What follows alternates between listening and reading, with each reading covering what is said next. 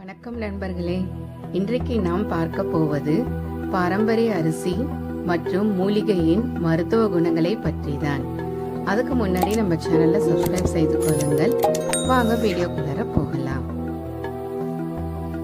நீலம் சம்பா அரிசி இரத்த சோகையை நீக்கும். கருடன் சம்பா அரிசி இரத்தம், உடல், மனம் சுத்தமாகும். குள்ளக்கார் அரிசி இரத்தம், உடல் சுத்தமாகும், தோல் நோயை நீக்கும்.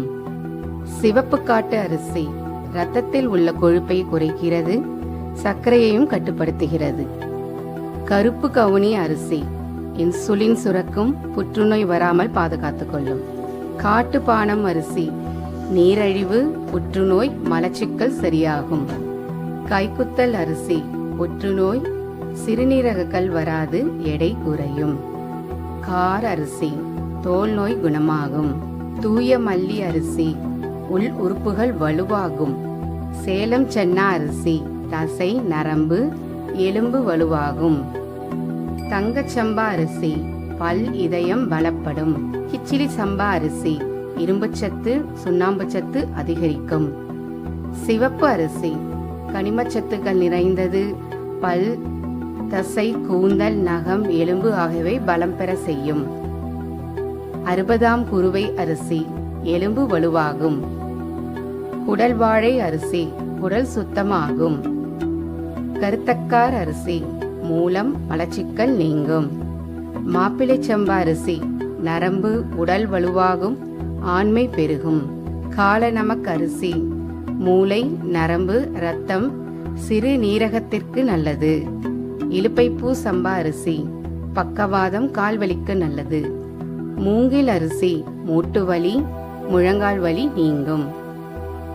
கருங்குருவை அரிசி இழந்த சக்தியை மீட்டு தரும், கொடிய நோய்கள் வராமல் பாதுகாக்கும். சீரக சம்பா அரிசி அழகு தரும், எதிர்ப்பு சக்தி அதிகரிக்கும். சூரக்குருவை அரிசி உடல் சிறுத்து அழகு தரும். பிசினி அரிசி மாதவிடாய், இடுப்பு வலி சரியாக்கும். பூங்கார் அரிசி சுகப்பிரசவமாகும், தாய்ப்பால் சுரக்கும். குழியடிச்சான் அரிசி தாய்ப்பால் சுரக்கும்.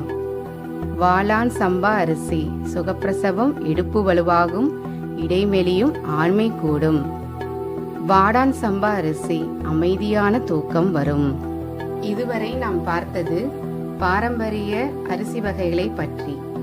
இப்போ நாம் பார்க்க இருப்பது மூலிகைகளின் மருத்துவ பயன்களை பற்றி. கோடைக்கு எதிர் தூதுவளை, நம் குடும்பத்தின் நன்மைக்கு துளசி இலை. வாதத்தை அடக்கும் முடக்கத்தான், நல்வாழ்வுக்கு வேண்டுமே முருங்கைத்தான்.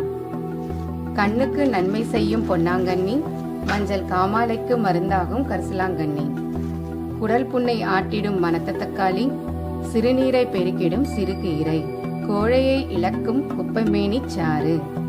அரணைக்கடியை ஆற்றும் சிறு குறிஞ்சான். காசநோய்க்கு கண்கண்ட வெந்தயக்கீரை. தொண்டை, காது, சுவாச நோய்களுக்கு தூதுவளை கீரை. வெங்காயம் உண்போருக்கு தங்காயம் பழுவதில்லை. கிழங்குகளில் கருணையன்றி வேறென்றும் பொசியாதே. நன்னாரி மேனியை பொன்னாக்கும். விடாசுரத்திற்கு விஷ்ணு கிரந்தை. விஷத்தை குடித்தவன் மிளகு நீர் குடிக்க வேண்டும். ஆலம்பட்டை மேகத்தை போக்கும். வில்வம் பித்தம் தீர்க்கும். காலை இஞ்சி, கடும்பகல் சொக்கு, மாலை கடுக்காய் வாழ்வை வளமாக்கும். அனைத்து வியாதிக்கும் அருகம்புல் சாறு. இவ்வாறு மனித உடம்பை தாக்கும் நோய்களையும் மருத்துவரிடம் செல்லாமல் அந்நோயை தீர்க்க எடுத்துக்கொள்ள வேண்டிய மருந்துகளையும் மிக தெளிவாக கூறியிருக்கிறது. கேட்டால் மட்டும் போதாது, பயன்படுத்தி பலன் பெறுங்கள். மூலிகை வளம் என்பது இறைவனின் அருட்கொடைகளில் ஒன்று. நன்றி.